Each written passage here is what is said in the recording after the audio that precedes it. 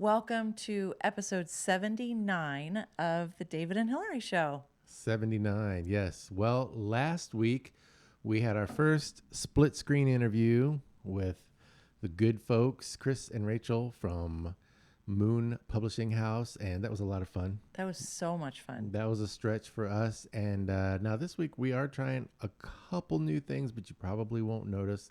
if all goes well. Mostly it's back to what we are used to in terms of our format and our recording and all of that. But it's going to be a great episode. We're going to do our monthly movie episode where we critique the movies that we saw last month. That's right. These are July's movies. There were several of them, and a couple we liked, a couple were like, a couple, yeah, you'll have to see. That's right. Stay tuned. It's going to be good. Also, we're not going to tell you who to vote for, but we are going to encourage you to vote, and we're going to kind of talk about that really quickly. So it's going to be a great episode.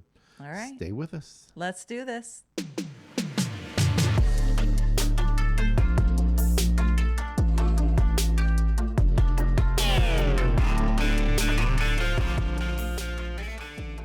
Well, as I said, we're not going to tell you who to vote for. We're not going to tell you which party to vote for. We're not going to tell you to vote a straight ticket or a split ticket or anything else. I mean, I didn't say that. You did. I don't have a problem if you do, and you can vote for either party, or you can vote independent, or you can do whatever you want to do. I'm really big on each person being their own person and having the freedom like we have in this country. Oh, okay. I mean, I was just saying I'm probably just going to tell them who to vote for. Okay. Well, that's a different podcast. Yeah. That's the Hillary podcast. The bossy podcast. The Hillary Boss. I'm not going to tell them who to vote for. But what we would like to do is encourage you to vote. Now, we're having elections. This podcast comes out on Wednesday, August 5th, and we have elections here Thursday, August 6th. And so if you have the same in your area, these are I just lost the word, but not the elections. These are the pre-elections, The primaries. The primaries, thank you. I knew it started with a P, but where you kind of narrow down eventually it'll be Democrats versus independents versus Republicans. But first, if you're a registered Democrat, you try to select which Democrats you want to be in the election, which I believe will be in November. And if you're a Republican, you narrow down who the Republicans are going to be in the general election in November. And so I know it's kind of last minute notice, but if you haven't voted yet and you would like to, I just wanted to give you some tips. Nice. We live in Williamson County, Tennessee, and what I did was I just typed in to my search Williamson County elections, and it took me to the county website. Actually it took me to multiple options, but there probably are more than one Williamson County in the U.S., but I clicked on the one for Tennessee, scrolled down and found election day information. Now, what that gave me was important things like voting locations. If you're not sure where to vote, that can tell you. A lot of times it's a school, sometimes it's a church, sometimes it's a county building, but you can find out where can I go and vote. It also gave important information like polling times. In other words, when do the polls open and when do they close? You need to know that before the day, because you might have to go in early depending on your work schedule or what else you have planned for that day. You might have to try to get in later in the afternoon or whatever, but you need to know. If you're going to vote, you have to know when you can do that. It also mentioned on our site that you're going to need a federal or a Tennessee state issued ID. And so I will just say really quickly, I think that's important. Voting is for citizens, and if you're a citizen and you're an adult, you should have ID. And pretty much anybody can get ID. If you're not wealthy, if you're on food stamps or whatever, usually you have to get ID in order to do that, in order to go through that process. Even if you don't drive, you can get a state-issued ID. So if you don't have one, it's a little late to vote tomorrow without getting an ID, but get your ID. Get registered to vote, and then maybe you can get all that done in time to vote in November or whenever the next elections are that come around. But I'm a big fan of people being educated about what's going on in our country, in your state, whatever state that is. It could be the state of confusion, bad joke. Um, but it could be, there could be county elections, city elections, and be involved in the process. Find out who's running. And here's how you do this. Usually there's a sample ballot on our county website. And that's where I found it before. I couldn't find it there this time. It was very frustrating. So what I did was I just went back out to my general search engine and I searched sample ballots August 6, 2026. And then usually it will ask, like, use your location for this search, because they want to know which sample ballots. Are you trying to vote in Hawaii or Maine or somewhere in between or whatever? So use your common sense. Excuse me. And then for these primary elections, they want it's going to be a different ballot if you're a registered Democrat or a registered Republican. And so you can tell them that. And then another thing that you can do on your county website, probably, this is what I did. I forgot to mention this. I used my address to make sure that I knew which district I was in. And there's like state house district, state senate district, county commission district, school board district. I mean, I know which school district we're in because my kids went to school here, but there might be some of that would be confusing. And when you, even on that sample ballot for the county, all the ballots for the county are not the same. When you go in to vote, you tell them who you are, and they look up where your registered address is, and then they give you a ballot that fits that. So whatever state district you're in, House of Representatives district, Senate district, that's who you're going to vote for. And you're not going to vote for people 3 towns over that are in a different district. And so that's all important. So what I do is I look all of that up. I go old school and I write it down on a piece of paper. These are the people I'm choosing between. Then, and this is a process, it takes a little time. Maybe I'm giving you all this information too late, but I think it's important. And I was thinking of it this week because we're voting on Thursday. And maybe it'll be for next time. But take some time, and then when it says you can vote for Bob or you can vote for Joe for this office, and you go, I don't know either one of these guys. They're in the party that I typically vote for, that I'm registered for, but they're running against each other. I don't know what they stand for. I promise you, if they're running for office, they have a website. Go to Bob's website and see, who is Bob? What does he stand for? What does he believe? What is he promising to do if he gets elected to this office? And then go to Joe's website and see all the same things for Joe, and compare and contrast and figure out which one you think makes the most sense for how you believe, and which person do you think would be best representing your interests if they were to win this election. And you may even want to write all these things down on a piece of paper, because depending on how many different categories there are, it might be a lot to remember. So, okay, I did the research. If you're like, some people are going to do the research and they're like, I won't forget, I'm going to vote for Joe. I'm going to be like, well, there's 20 categories I have to, and some of these are like, here's 10 people, vote for 3. Like, that's a lot to remember. So I'm going to write all that down. And then when I go in and vote, I'm going to pull out my piece of paper and I'm going to go, okay, I want this guy, this woman, this person. And I encourage you to do that. This is how we become a better nation, is if people care enough to do the research and vote for the people that they think will best represent them. Yeah. And if this sounds overwhelming, and it does a little bit, just know that we really started with baby steps. I mean, yeah. Number 1, get registered. Number 2, just show up. Show up and I mean, don't make an uninformed vote, but start just, if you can just vote for one thing on that ballot, say, I know one thing I want to vote for. Show up and vote for that. If you don't know, there've been times I actually came in unprepared and I didn't know how many different things were going to be on there. So I didn't vote for those portions because I wasn't going to just guess. I only went and I voted for what I knew I wanted. So, I think after that we realized, like, okay, wow, there's going to be a lot more on this ballot than we realized. Yeah. So take baby steps, start something this time, and then next time do a little bit more, next time do a little bit more. And then before you know it, you'll walk in there with your whole sheet and you'll have it all prepared and pre-planned. And Yeah. one time we showed up and they said, yeah, you can't vote. And we're like, what? We're registered. What's Yeah, going we're on? registered voters. We did not have anybody on the ballot from our district. We thought we were a certain district for a certain category. They got and realigned recently. Yeah, And we so- thought we knew what was up, and we were in a different district. But that's on your voter registration card also.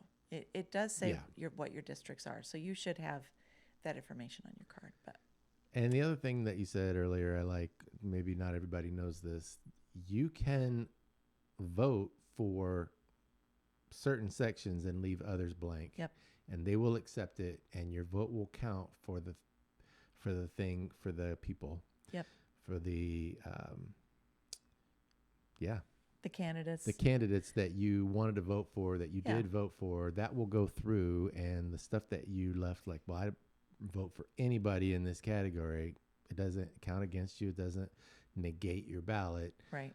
It just doesn't do anything on that section. Yeah. So it's okay. Yeah. You're like, I didn't know what to vote on proposal 21,000. So, Right. You leave a blank. Yeah. And that's next it. time you try to look it up. So, Well, I hope that's helpful. Maybe it'll be helpful this time. Maybe it'll even be helpful in November, because when I said maybe you're registered Democrat, maybe you're registered Republican, and you're thinking, I'm not registered at all. And I'm not sure, but I think you can register no preference. And so then in the general election, you can vote for whoever you want. I'm really not trying to get super political and tell you who you should be voting for. I'm just I'm not either. encouraging you to, that'll be like the bad Hillary lady. I'm just kidding. It's not bad to have an opinion, but we're not trying to go there right now. But No. we hope that you'll vote. Get out and vote and make the country a better place. All right. Ready? I'm ready. The Okay. movies from July of 2026. All right. Are you ready for the first one? I'm ready for the first one. All right. Hillary's in charge of throwing the images up on the screen. Here we go. Here we go. Young Washington. Now, we actually talked quite a bit about this movie in episode 75. So you can go to YouTube or wherever you're watching this and go back through all of our videos. It's not that far back. Yeah. But episode 75 was entitled Happy Birthday, America. And we talked quite a bit about young Washington there. Just a couple key points if you didn't hear what we had to say. Well, first of all, it just came out in early July of this year. It was rated PG-13 and mostly for wartime violence. And it was a little over 2 hours long. So the basic premise is pretty much what it says. The title is pretty much just right there. Before becoming the first president of the United States, George Washington served in the French and Indian War, where battles, betrayal, and difficult choices shape him into the leader history remembers. And I really liked that the makers of this movie tried really hard to make it historically accurate. Yes. And also, I like learning like backstories for people. Mm-hmm. I think when you're learning about George Washington, you just jump right into the older George Washington. Yeah. But this was really, really interesting, I thought, to go back and just to see like the formation of who he would become. I really liked Yeah. it. Mostly we hear about him in the Revolutionary War and as president. And so this was very, very interesting. It was mostly stuff that I hadn't heard before. We both liked it. And it was interesting. I think I mentioned this in episode 75, but when we went and looked at some of the reviews afterward, user reviews, which is just, Right. not people that make a living off of reviewing movies, but some of them said they didn't like it because it was really unrealistic, all of the things that he did. It was like they were trying to glamorize him. Well, I did some reading and some research and listened to a couple podcasts with the guy that directed the movie and wrote the the script, I believe. But anyway, Yeah. he was saying we did everything we could to make this historically accurate, and some of the things that Washington did are pretty unbelievable. But that's what's so cool about the story. Yep. Now there is some war violence in here. It's rated what, PG-13. Yes. So just be aware that it's, you know, it's. I really enjoyed it. I recommend it, but for younger children or anybody who doesn't want to watch war violence, it is in there. It's at a lower level, It's but not rated R. right, but it but is. Yeah, It's in there. Just be aware. Yeah. Don't throw your 5-year-olds in front of it until you've seen it and you can decide Yeah. what's right for your kids and we'll let you decide that. But it's you're gonna want to screen it before you show it to young children. That's very good. Yes. All right, number next. Number next All right, here we go. was Tuner, and we had seen this advertised for quite a while. It didn't come out in our theater until weeks after it had opened nationwide. I thought we weren't going to get to see it at all. Right. We kept waiting and kept waiting and waiting. Because Yeah. the trailer was very intriguing. Well, Yes. we finally saw it. Excuse me. Rated R, 1 hour, 47 minutes. And so the basic premise is the talented young piano tuner becomes trapped in a dangerous criminal conspiracy after witnessing a crime, forcing him to outwit ruthless criminals in order to survive. I don't know what's wrong with You're doing great. between my inability to pronounce words and my throat gagging up on me randomly. I don't know what's going on tonight, but Well, can I just say, we did look forward to this for a really long time. yeah. But when it finally came out, before we go in, we always want to check for, we want to check for how much violence, Content warnings. how much language, sex and nudity. And I was really disappointed because in the description it said that there was going to be some nudity, and usually that's just a total no-go for us. But I tried to get a feel for what it was because they said it's very brief, just, split second. And so, at home we would just be able to fast forward through that or whatever. But we actually did go see it and just said, okay, we'll kind of know when that scene's coming. We'll just look away. And why did they even do it? It was not part of the plot. It was dumb. It was not relevant to the plot at all. And honestly, I don't want to go into too much into it. But it didn't make any sense. It didn't. It didn't make any sense. But it is a really quick picture of a photograph of frontal nudity of a woman. Yep. And it happens really quick. And the worst part is when you looked it up, you were like, well, when this scene happens, we'll just look away. Well, there are several scenes that fit that description. So And we didn't know that. You Yeah. you can't really predict it. Yeah. So if that's a no-go for you, then you should know that. Yeah. So it is rated R for that scene, for The violence. brief, brutal violence. The violence is not a big part of the movie, but there's one or two scenes where the violence is kind of disturbing. Even just more the idea of what's happening more than what you're seeing. Hard to describe in that regard, but the main reason it's rated R really is there's a lot of rated R language throughout the entire movie. Again, totally unnecessary. That plus the photograph makes me think, like, did this guy, whoever, like, it was a real pull and tug for me because I'm getting ready to tell you all the things that I loved about the movie. I wish I could recommend it wholeheartedly. Yeah. But there was, like, clearly whoever was in charge of making this movie made a great movie in a lot of ways. And then his inner junior high person was like, and we're going to swear, there's going to be the F word all the time. And then we're going to show this one photograph. And then it was like, Yeah.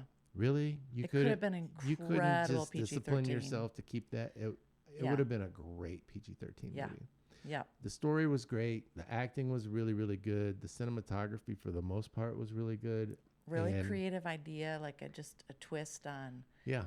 his hearing impairment. And Well, the piano tuner has this weird tuning or weird hearing thing. It's not that he can't hear, it's that he has hyperactive hearing. mm-hmm. Normal average sounds for you and me are like crazy loud for him, but he also has perfect pitch. Yeah. And so he actually wears earplugs all the time, the kind that let some noise in, and it just cuts everything down to where he can live a semi-normal life. Yeah.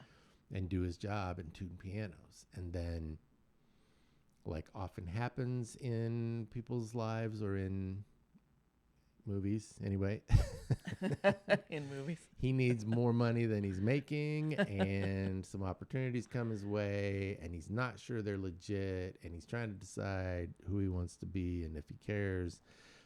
And then eventually, like you have to have in a movie, there is conflict. Yes. And Rated so R conflict. Yeah. if the concerns for the rated R content that we told you, if you're like, don't care, it's a great movie. If you're like, I don't want to hear all that language, or I don't even want to see one photo of nudity, then you have been warned. But we were disappointed that they didn't make the choice. Yeah. That they did not make the choice to make it a PG-13 movie. It would have been something that we would have enthusiastically recommended for the story and the acting. It was a good watch. You just had to be able to tune out some stuff, and so it's up to you to decide if you can do that or I not. saw what you did there. Was that on purpose? I mean, I don't know. I'm a semi-professional movie reviewer. I just don't get paid for it. So, All right. what was next, Hillary? All right. Here we go. The next one is. You're going to try to make me say this correctly. That's the problem. All right. This Well, of is course. My Neighbor Totoro. That's right. How'd I do, guys? My Neighbor Totoro. We did not know anything about this movie. No. But at the request of some of our children, adult children, they found out it was going to be there. We kind of told them what was happening, and they said, it's so good, we should go see it. And so we did.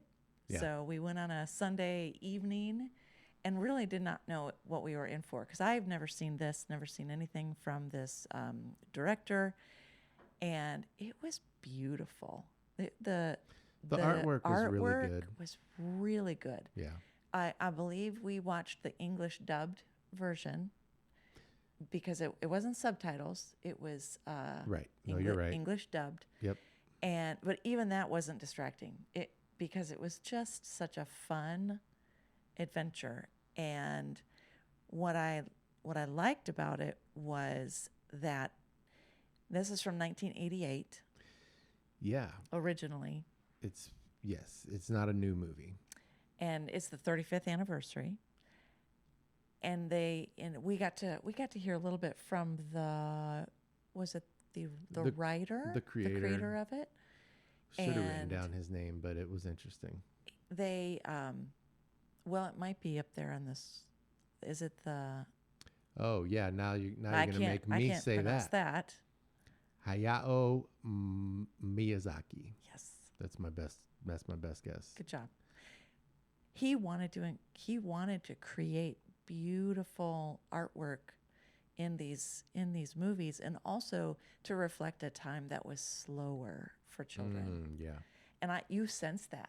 Like your heart rate just settles in when you're watching this. It's just very peaceful. But not in a way that is boring to watch. No. It's got a great story, and you're on an adventure. It's beautiful. And so if your kids ask you to go to a movie, you should go to the movie. Well, it was for a limited time in our theater because it was the 35th anniversary, but I'm sure that it's something you can stream. Yeah. It's pretty fun if you're into Japanese animation, which was never a big thing for me, but it reminded me a little bit of Speed Racer. Yes. When I was a kid. I Yes. remembered watching that on television, and not exactly the same thing. I think Speed Racer was kind of frenetic and a lot of oh my gosh, we got to go figure this out and we got to fix it. And Maybe not as peaceful as not as Totoro. peaceful as Totoro, but just the basic style of animation reminded me of that. Okay. So Totoro is a fantasy thing. There's a little bit of magic and stuff. I would say it's pretty safe for most kids, most Sure. families, but definitely would give you some, we're coming from a biblical Christian standpoint, so there are a lot of opportunities for discussion afterwards that you can say this was a fun story, but we don't believe that, or however you want to handle it. But that's what we would have done if our kids were still at home and young when we watched that. Yeah. Very beautiful, though. All right, we're gonna have to keep moving if we're gonna talk about we saw a lot more movies in July than we did in June. This next one was a big one, The Odyssey, rated R, almost 3 hours long. This is Christopher Nolan's adaptation of Homer's epic, The Odyssey. Of course, I'm trying to read this thing that I didn't write. It follows Odysseus's journey home after the Trojan War, battling monsters and gods and human enemies. So most people have at least heard of Homer's Odyssey. Right. I'm still trying to remember if I had to read it at all. I think we read portions of it and maybe summaries of it, and we kind of talked about it, but it's hugely long, and I don't think there's any way I read the whole thing. Right. It was familiar to me, Mm-hmm. but I graduated from high school over 40 years ago, and Yeah. I did not totally remember it. But it was rated R for strong graphic battle violence and gore, some strong language. The sexual content, they mention it. There was a little bit of nudity, but not frontal nudity. It's a little bit of a part of certain parts of the story, but just in ways to show you what's happening, not to celebrate nudity. Right. If that makes sense. Well, and we were talking about this with a friend, and because we couldn't remember, we're like, was it PG-13? Was it R? We were kind of trying to decide. Right. And then we're like, oh, it was R. And then I said, yeah, what it was kind of like on the lower end, and they're like, it was like an R minus. It's an R minus. R minus. Well, I hope I get this right, but one of Christopher Nolan's goals was to shoot it all in film and to use no CGI. I don't think he used computer graphics for the special effects. They're old school. I don't know exactly where you draw that line. Okay. But there was no digital stuff used, I don't think. How did he find that giant? Well, there you go. If you remember the story, there are armored giants, and there's another giant cyclops, and so the rated R for the violence and gore, it's in there, but even the special effects that they did with it are kind of old school. Mm-hmm. If you're squeamish, you kind of can get an idea when you should probably turn away and not watch it, but it's not at all like glorified, really in your face violence that you see in some movies that are rated R for violence today. Right. So that's the contrast. If you're an adult and you've ever read or studied the Odyssey, it's probably worth a watch. It's pretty well done, we thought. Now, this is Christopher Nolan's version.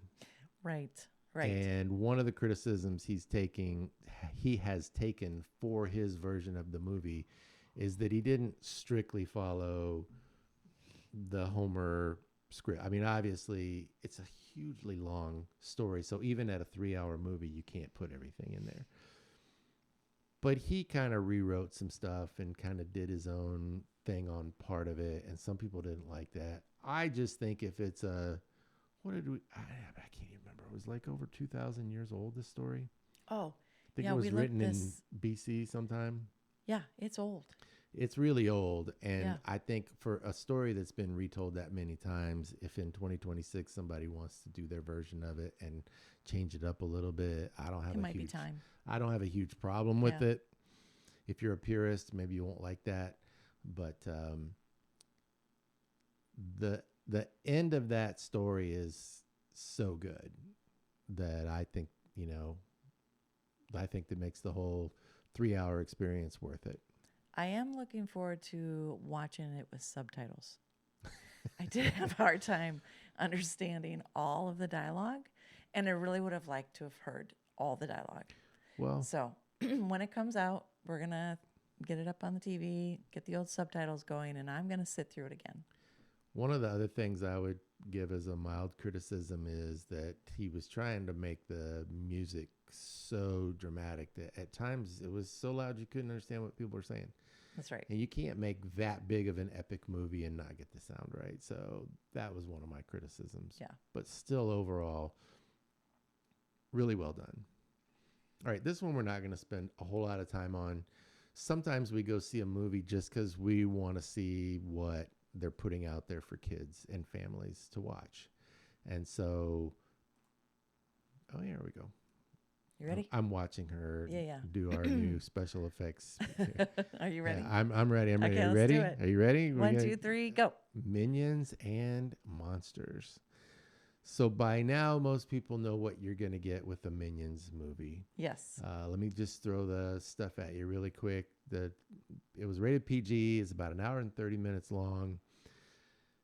The Minions become caught up in a classic monster adventure filled with slapstick comedy and over-the-top antics. I think that was written by the people who made the movie. Yeah, probably. It's got cartoon slapstick violence, some mild language. There are a few silly jokes and brief non-graphic clothing gags. I think probably the worst part of the movie really for me was when it's all animated, but they show a king getting his head chopped off. Yeah.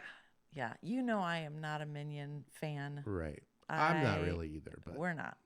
I know people who are. They love the Minions. Yep. That's just not my sense of humor. To each their own. That's right. So I'm not going to tell you who to vote for. I'm not going to tell you what Minion you can love. So, but I did want to see this because they kept showing a lot of witchcraft in it. Right. And I thought, well, I want to know what they're showing for kids. Yep. And I just, again, parts of it was really cute. Parts of it was super funny. But parts of it was really dumb. Really dumb. And one part, I thought I was going to throw up. It was disturbing. So And that's just me. Not the scene that I already mentioned. No. So again, just not a Minion fan. They didn't make as much out of the magic as I thought they were going to. They just needed a way to create the monster they were creating. So that part didn't upset us as much as you thought, especially. Yeah, and that's why I wanted to see it. I don't want to just say, "Oh, I've seen a trailer and this is full of witchcraft." That was just like in Cinderella. The fairy godmother needed a way to get the dress and all of that. You can kind of put it all in the same category because it's all magic. So right. But I really had more of a problem with it's just crude humor, and I don't like it. I just don't like it. Well, like I mentioned earlier, by now you probably know who the Minions are and what you're going to get. It's childish, crude humor. It's disrespectful. The other thing I really didn't like is that they kind of give a history of the Minions, and they really emphasize the fact that throughout history, the Minions' main goal was to serve the most evil person they could find. Yeah, that's their job. And I guess they thought that's a funny twist. And of course, we've seen that. What's his name? Gru is the current guy that they kind of work for or whatever. And I just never got into it. I'm not a crude humor kind of person. It's not that I'm uppity. Look, do what you want to do. But not around us. I'm just kidding. If these movies were out when our kids were little, I think we probably would have said no to them because we watched our kids watch certain things and then imitate it. Yeah. Because that's what kids do. Right. And I think that's probably what's going to happen in most families. And it's just up to you what you want to put up with. And maybe your kids go watch the Minions and come home and act like it and you think it's funny. That's your choice. But I'm not excited about my kids hitting each other and trying to disrespect each other, and Right, right. like, where do you draw the line? When is it funny and when is it like, okay, that's too far? And I just feel like when you're feeding those types of things into their heads, you're you're unwittingly making your job a little more difficult. So that's where I'm coming from. And if you're a parent, then you get to do what you want to do. All right. So I can see where you are in the notes, Okay. and I think you skipped somebody. What? There that is. And that's so fitting. Let me just tell you what's going on here, people. Why is it fitting? Because this poor movie, Moana, I tried to reserve tickets to this thing like 3 times. Oh, that's right. 3 times. I'm like, I want to see Moana. We got tickets and canceled them. They got tickets and for a canceled different them. time and canceled them.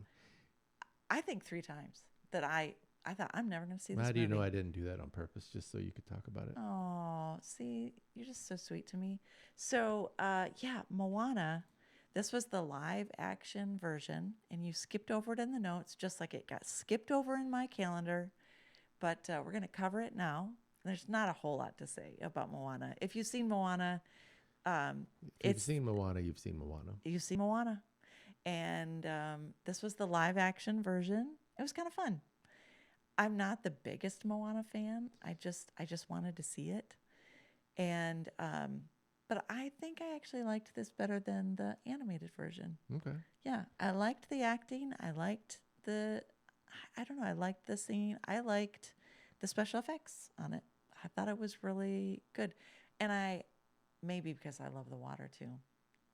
If I was going to be a Disney princess, I would probably be Moana because I love the water. You do love the water. I do. I tell you, it took most of the movie, and I'm not sure I ever got used to it, to try to get used to the Rock with hair.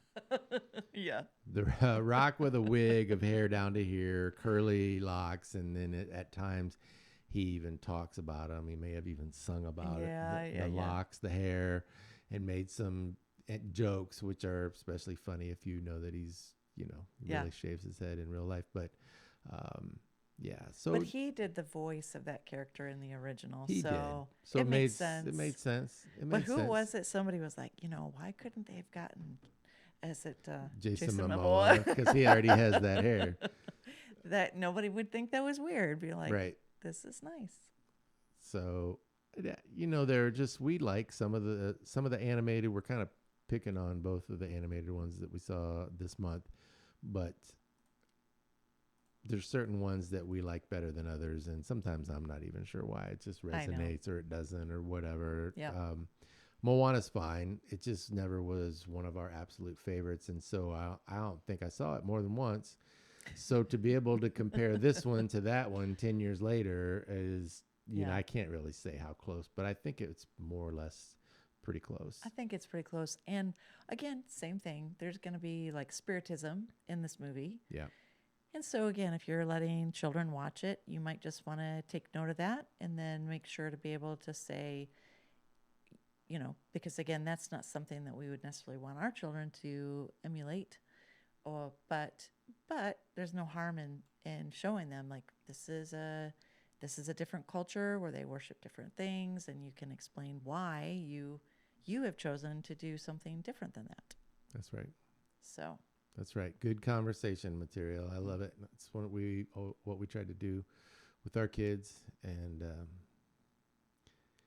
so now can we talk about my favorite movie of the month? Yeah, we're wrapping it up. We saved the best for last, I'm pretty sure. Well, this was the one that came out latest in the month. We're kind of talking about them in the order that we saw them in, but yes. Yeah. Ready? So I'm ready. Here we go. Spider-Man, Brand New Day. Spider-Man. Does whatever a spider can. That was another cartoon that I watched as a kid. Yeah. I was born in 65, so I remember watching it probably 69, 70, right around there. But that was the theme song from that original Spider-Man. When I saw it not too long ago, and the animation was so bad compared to what they do today. Yeah. But in 1969, I'm 4 years old. I don't care. I'm like, Spider-Man, so cool. That's right. Yeah, and the song was great. Yeah. Yep. Well, this newest version was rated PG-13, frequent superhero battles and peril, mild profanity. That's about it. It was 2.5 hours long. Was it really 2.5 hours long? You know, I think it was actually 220 or something. I was going to say 242 is what I thought I saw today. Who's doing the research for these? I mean, I did a little bit. That was Chad. Chad did that. I've done some of them, and you've done some of them, but you did this time. Yeah. Anyway, it's over 2 hours long, but it holds your attention. It was a good movie, and I didn't want it to be over. You just want it to keep going. Like, Yeah. no, and I want to find out more things that happen. Well, Peter Parker in this one struggles with a lonely life after the world forgets who he is. Yeah. Meaning the people who knew Spider-Man is Peter Parker, they forgot. And if you've watched the movies leading up to this, you know that. So if you haven't seen this one, he's like, dang, I'm doing my best over here, but I got nobody. He lost Aunt May. His friends don't remember him, and it's just rough. Yeah. And I don't want to give this away because there's somebody in the movie that is another character that I love. And it's so fitting that they're in there because the movie does kind of talk about loneliness and relationships and how it's not enough just to get up every day and do your job and do your job and do your job. Life is more than, what you do, and you need to have the people around you that you know and love. So, I really liked it. Yeah. I really liked the different topics they picked in this one. It's good stuff. It was good. Well, I'm going to say a couple more things about it, but before I forget, as far as content warnings, the character of the Punisher is in this one. Oh, yeah. And he swears a lot. I mean, it's PG-13, but whatever you can get away with in PG-13, it's in almost every sentence he says. So for me, it wasn't a reason not to watch it, but just be prepared. The Punisher, very, very New York kind of gritty accent, gritty. Yeah. He likes the minions. I'm just kidding. I don't know if he does. I haven't seen a lot of the Punisher stuff in the past, but he's very snarky, and it's kind of a fun character, but he swears a lot. So yeah, many people are saying this is the best Spider-Man movie ever. Well, I'll tell you what, we saw it in 3D, and at one point I just looked over. He was like, "This is the best movie ever." you said the 3D is amazing. It is what you said. It is. I mean, yeah, they did such a good job with the 3D. We've seen some 3D movies, and we're like, was that even 3D? Oh, and I typically 3D is very hit or miss. If it's 3D, I don't even want to go sometimes. I'm like, oh, I got to sit there with the weird glasses, and it's not going to be very clear. It's kind of fuzzy. Now, this was if it's 3D, well done. You can't watch it without the glasses because it's Right. going to give you a headache. It's unwatchable. Right. But then sometimes you put the glasses on, and you're like, this looks like a regular movie. Where's the 3D part? Yeah. This was good. This was good. This was good. Spoiler, we're going to see it again. We are. The 3D was in a regular theater, and it was so popular, it was sold out way in advance. Yeah. By the time, we've been really busy with work and whatnot, whatever, nobody cares. But by the time we were like, hey, we should get Spider-Man tickets, it was literally sold out in Dolby and IMAX for days. Yeah. We're going to go again, like, a week after it opened, just because that was when we could get into the Dolby theater. Yeah. So we're looking forward to that. The storytelling was really, really good. At some point, when we talked about this, I think even last month, talking about superhero movies, some of them just, you kind of go, man, you didn't show me anything new. You didn't show me anything different. It's like, well, if we just put out another superhero movie that's the same old stuff, people will watch it because they're addicted. And people started not watching them. Yeah. And so everybody's had to kind of step up their game. This was really good. I mean, yeah, there's definitely some of the same stuff in there, but the cinematography was good. The acting was good. The storytelling was really, really good, I thought. Yeah. And, you know, I'll just make this comparison. Tom Holland was in the Odyssey, and I read a lot of reviews where people didn't like him in that. For a good portion of the Odyssey, I was having to, like, it's not Spider-Man. It's not Spider-Man. I'm trying to watch him play a different character, and it was a little bit of a stretch. I like him. I'm not going to dog him out. Maybe Christopher Nolan could have made a different choice. I don't know. Christopher Nolan's really good at some things and not great at other things, and maybe a different director could have pulled more out of Tom Holland in that role. But Spider-Man, I think, is the role that Tom Holland was born for. He is really good in this movie. Yeah, really good. Yeah. And I loved you in the Odyssey, Tom. Don't listen to him. Well, those are the movies that we saw in July of 2026. And if you haven't seen any of those, I hope it gives you information that you can use to decide whether you want to see them or not. If you see them and you like them or you don't, if you agree with us or you don't, we would love to hear from you. You can write it in the comments for this episode, or you can email us at davidandhillaryshow.com, right? David and Hillary Show at gmail.com. That's right. See, this is why I'm not in charge of things. All right. Well, thank you for joining us. We've had a great time. We know that your time is precious, and we enjoy spending it with you. We hope you feel the same way. Click the like, subscribe, tell somebody about it. Share this episode with somebody that you know that loves movies. Yeah, get registered to vote. Go vote. Please do that. It's important. We all need to be involved in the process.